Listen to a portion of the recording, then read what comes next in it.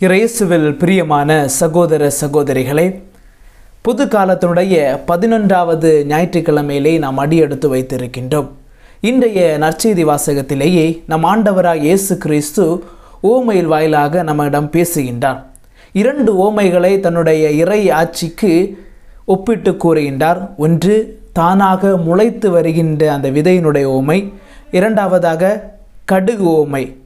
இது எதை குறிக்கிறது என்றால், நாம் எதை குறித்தும் கவலைப்படக்கூடாது, கடவுள் வலிமையை தருகின்றார் என்பதை சிந்தித்து பார்க்க அழைப்பு விடுகின்றார். முதலாவது ஓமையிலேயே தானாக முளைத்து வருகின்ற ஒரு விதை. விவசாயி விதையை மட்டும்தான் விதைக்கின்றார், ஆனால் அதனுடைய பலனை யார் கொடுக்கிறார் என்று பார்த்தோம் என்றால் கடவுள் தான் கொடுக்கின்றார். எந்த ஒரு விவசாயியும் விதையை விதைத்துவிட்டு அதன் பக்கத்திலே உட்கார்ந்து பார்த்து கொண்டிருக்க மாட்டார். அது எவ்வாறாக முளைக்கின்றது, எப்படி முளைக்கின்றது, ஒருவேளை முளைக்குமா முளைக்காதா என்று எந்த ஒரு ஆராய்ச்சியும் செய்து அந்த விவசாயி பார்ப்பதில்லை. மாறாக விதையை விதைத்துவிட்டு அவர் வீட்டிற்கு சென்று ஓய்வெடுக்கின்றார். ஏனென்றால் அந்த விவசாயிக்கு தெரியும், தான் விதைத்த விதைகள் ஒரு நாளில் முளைக்கும், முளைத்து பலன் தரும் என்பதை அவர் நம்பிக்கையோடு இருக்கின்றார். அதே போலத்தான் இது எதன் மூலமாக பலன் கொடுக்கிறது என்று பார்த்தோம் என்றால், கடவுள்தான் அந்த விதையிலிருந்து முளைக்க செய்து மிக அதிகமான ஒரு பலனை கொடுக்க செய்கின்றார். அதைத்தான் இன்றைய அந்த ஓமையின் மூலமாக நம்ம கற்றுத்தருகின்றார். ஆனால் அந்த விவசாயி விதையை விதைத்தார். ஆனால் விதையை விதைப்பதற்கு முன்பாக அந்த விவசாயி என்ன செய்தார் என்பதை நாம் சற்று சிந்தித்து பார்க்க வேண்டும். விதையை விதைப்பதற்கு முன்பாக அந்த விவசாயி நிலத்தை தயார்படுத்துகின்றார். எவ்வாறு என்று பார்த்தோம் என்றால், அந்த நிலத்திலே காணப்படுகின்ற தேவையற்ற பொருட்கள் அனைத்தையுமே அகற்றி விடுகின்றார். அதே போல அந்த நிலத்திலேயே தண்ணீரை ஊற்றுகின்றார். அதன் பிறகு அதனை உழுகின்றார். உழுத பிறகு உரம் போடுகின்றார். அதன் பிறகு தண்ணீரை பாய்ச்சி அதிலே விதையை விதைக்கின்றார். அதன் மூலமாக அந்த விவசாயி நம்பிக்கை கொள்கின்றார், நான் செய்த தயாரிப்பின் மூலமாக அந்த விதை நான் விதைத்திருக்கின்றேன், கடவுள் நிச்சயமாக அதற்கு பலனை தருவார் என்று. எனவே நம்முடைய வாழ்க்கையும் அதே போல நாம் ஒப்பிட்டு சிந்தித்து பார்க்க வேண்டும். நாம் எதை குறித்தும் கவலைப்படக்கூடாது. நம்ம வாழ்க்கையை முன்னேற்ற பாதையில் அழைத்து செல்வதற்காக கடவுள் கூட இருக்கின்றார் என்ற நம்பிக்கை வளர்க்க வேண்டும். கடவுள் பார்த்து கொள்வார் என்ற மனதினம் நம்முடைய மனதிலே எழும்ப வேண்டும். நம்முடைய வாழ்க்கையிலேயே முன்னேற்றம் கிடைக்குமா கிடைக்காதா, நம்முடைய வாழ்க்கை மாறுமா மாறாத எந்த ஒரு பயத்தையும் சந்தேகத்தை அகற்ற வேண்டும். அதுக்கு முக்கியமாக கடவுள் நம்மை நிறைவாக ஆசீர்வதித்து பலனை தருவார் என்ற நம்பிக்கை கொள்ள வேண்டும். அதற்கு நாம் என்ன செய்ய வேண்டும் என்றால், உள்ளம் சார்ந்த தயாரிப்பை செய்ய வேண்டும். அதாவது பொறுமை கொள்ள வேண்டும், நம்பிக்கை கொள்ள வேண்டும், மனதிடத்தோடு இருக்க வேண்டும், அனைத்தையும் ஏற்றுக்கொள்ள வேண்டிய அந்த திறனை இருக்க வேண்டும். சந்தேகப்படக்கூடாது, கவலைகள் அடையக்கூடாது. கஷ்டங்கள் வந்தாலும் அதை ஏற்றுக்கொள்ளக்கூடிய மனநிலையோடு இருக்க வேண்டும். இவ்வாறு நம்மை தயாரிக்கின்ற பொழுதுதான் நம்முடைய வாழ்க்கையும் முன்னேற்ற பாதையில் செய்கின்றது.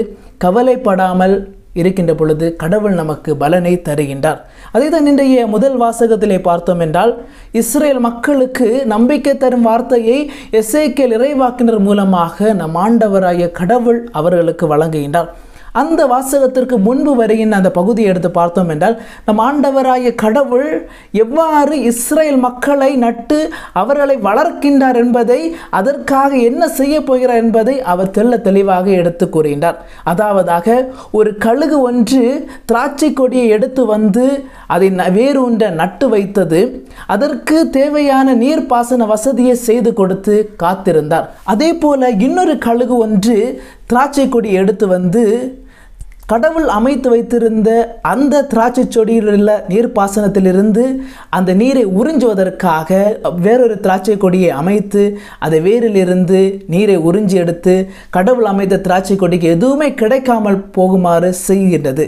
இதை பார்த்த கடவுள் சும்மாக இருப்பாரா? இல்லை. அந்த திராட்சை கொடியை முழுவதுமாக பிடுங்கி எடுத்துவிட்டு தான் அமைத்த திராட்சை கொடிக்கு அனைத்தையுமே வழங்குவார் என்று அந்த எசேக்கியேல் இறைவாக்கினர் மூலமாக எடுத்துரைக்கின்றார். செய்தார். அதாவது பாபிலோனியத்திலேயே அடிமைகளாக அந்த இஸ்ரேல் மக்கள் இருந்தாலும் அவர்களை மீட்டு அவர்களுக்கு என்ற ஒரு இடத்தை நான் அளிப்பேன் என்று ஆண்டவராகிய கடவுள் நம்பிக்கை அளிக்கின்றார். எனவே நம்முடைய வாழ்க்கையிலே காணப்படுகின்ற கஷ்டங்கள், துன்பங்கள், வேதனைகள், ஏமாற்றங்கள், நாம் எதிர்பார்த்தது அனைத்துமே நடக்காத போகின்ற பொழுது நான் எதை குறித்தும் கவலைப்படக்கூடாது, பயப்படக்கூடாது. மாறாக கவலைப்படாமல் ஆண்டவர் மீது நம்பிக்கையோடு இருக்கின்ற பொழுது கடவுள் நம்முடைய வாழ்க்கையை மாற்றுவார் என்ற ஒரு உறுதியை இன்றைய அந்த முதல் ஓமையின் மூலமாக நமக்கு கற்றுத்தருகின்றார். இரண்டாவது ஓமையை கடுகுக்கு ஒப்பிட்டு கூறுகின்றார். அதாவது கடுகு விதை மிகவும் சிறியதாக இருக்கின்றது, ஆனால் அதற்கு உள்ளிருக்கின்ற ஆற்றலோ மிக பெரியது. அது ஒரு பெரிய மரமாக வளர்ந்து அனைத்து விதமான பறவைகளுக்கு உறைவிடமாகவும் மற்றவர்களுக்கு நிழலும் தரக்கூடியதாக மாறுகின்றது. நாம் மனதில் நினைத்து பார்க்கலாம், கடுகு எப்படி மரமாக மாறும்? அது ஒரு சிறிய ஒரு செடியாகத்தானே வளரும் என்று. ஆனால் இயேசு தான் வாழ்ந்த இடத்திலே காணப்படுகின்ற ஒரு விதையை வைத்து இந்த ஊமையை கூறுகின்றார். ஆனால் நம்முடைய ஊரிலே பார்த்தோம் என்றால் அந்த ஆலமர விதையை பார்க்கலாம். அது மிகவும் சிறியதாக இருக்கும், ஆனால் அது வளர்ந்து பெரிய மரமாக மாறி பறவைகளுக்கு உறைவிடமாக மாறுகின்றது. மற்ற மக்கள் இளைப்பாறுவதற்கு நிழலை தருகின்ற மரமாக மாறுகின்றது. இது எதை குறிக்கிறது என்றால், அந்த விதை மிக சிறியதாக இருந்தாலும் அது தருகின்ற ஆற்றலோ பிறருக்கு ஒரு உறைவிடமாக மாறுகிறது, பிறருக்கு பயனுள்ளதாக மாறுகின்றது. அதே போல என்னுடைய வாழ்க்கையில் ஏதாவது சிறியதாக கடவுள் கொடுத்திருக்கின்ற பொழுது அதை வைத்து நான் பெரியதாக மாற்ற வேண்டும். பெரியதாக மாற்றி பிறருக்கு நன்மை பகிர்கின்ற ஒரு வாழ்க்கை வாழ வேண்டும் என்பதை இந்த ஊமையிலிருந்து கற்றுத்தருகின்றார். சில வேளைகளில் நம்முடைய வாழ்க்கையிலே நமக்கு சிறியதாக ஏதாவது இருக்கும், அதை குறித்து நாம் பயந்து புலம்புவோம். எனக்கு மட்டும்தான் சிறியதாக கடவுள் கொடுத்திருக்கின்றார், எனக்கு எதுவுமே கொடுக்கவில்லை, என்னிடம் இருக்கிறது கொஞ்சம் தான் இருக்கிறது, இதை வைத்து என்னுடைய வாழ்க்கை எவ்வாறாக முன்னேற்ற பாதையில் செல்லும் என்பதை நினைத்து பார்த்து நாம் புலம்புவோம். ஆனால் மற்றவர்களை ஒப்பிட்டு நம்முடைய வாழ்க்கையை நாம் வாழ்வதற்கு தயங்குகின்றோம்.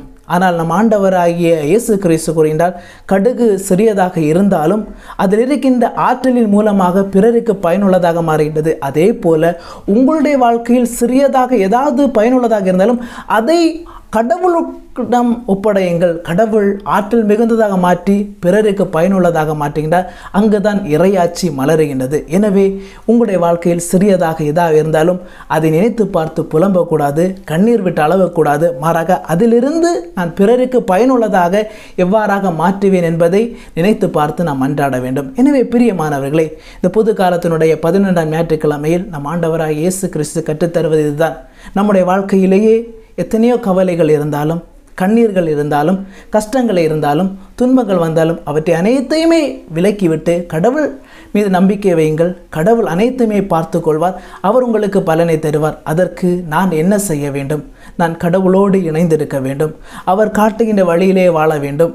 அப்போதுதான் நான் கடவுளுக்கு உகந்த வாழ்க்கையை வாழ்கின்றேன். அப்போது என்னுடைய வாழ்க்கை பிறருக்கு பயனுள்ளதாக மாறுகின்றது. எனவே இந்த வரத்திற்காக தொடர்ந்து நாம் அன்றாடுவோம். கடவுள் நம்மை நிறைவாக ஆசீர்வதிப்பாராக. ஆமேன்.